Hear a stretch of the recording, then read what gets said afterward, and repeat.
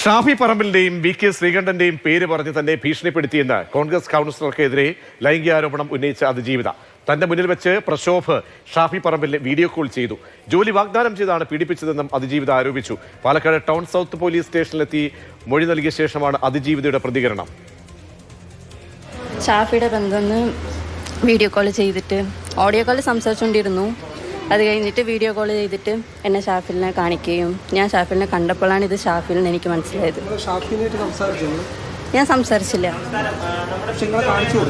എന്നെ കാണിച്ചു കൊടുത്തു. അയാളുടെ അടുത്താ, പ്രക്ഷോഭിന്റെ അടുത്താ സംസാരിച്ചുകൊണ്ടിരുന്നത്. എന്നെ കണ്ടു, ഞാനും ഷാഫിലിനെ കണ്ടു.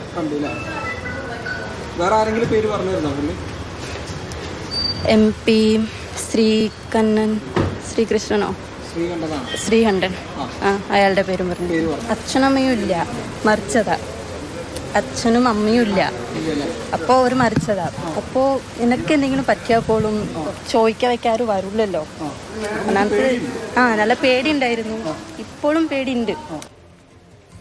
ഗൂഗിൾ VS ചേരുന്നുണ്ട് വിവരങ്ങൾ നൽകാൻ. ഗൂഗിൾ, പ്രക്ഷോഭനെതിരെ എന്തൊക്കെ ഗുരുതരമായിട്ടുള്ള ആരോപണങ്ങൾ യുവതി ഉന്നയിക്കുന്നുണ്ട്? പോലീസിന് എന്തൊക്കെ തെളിവുകൾ കൈമാറി? പോലീസിന്റെ അന്വേഷണ സംഘത്തിന്റെ അടുത്ത നീക്കം എന്തായിരിക്കാം?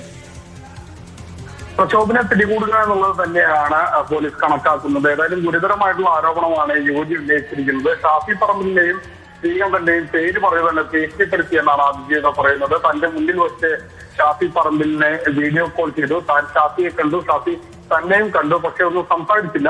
അവർ തമ്മിൽ, പ്രക്ഷോഭം ഷാഫിയും തമ്മിലാണ് കാര്യങ്ങൾ സംസാരിച്ചത് എന്നുള്ളതാണ് യുവതി പറയുന്നത്. ജോലി വാഗ്ദാനം ചെയ്ത് ആണ് പ്രക്ഷോഭ് തന്നെ പീഡിപ്പിച്ചതെന്നും ഈ യുവതി പറയുന്നുണ്ട്. അതീവ ഗുരുതരമായ ആരോപണമാണ് യുവതി ഉന്നയിക്കുന്നത്. അതേസമയം തന്നെ കൂടുതൽ തെളിവുകൾ പോലീസിന് കൈമാറിയെന്നും യുവതി പറയുന്നു.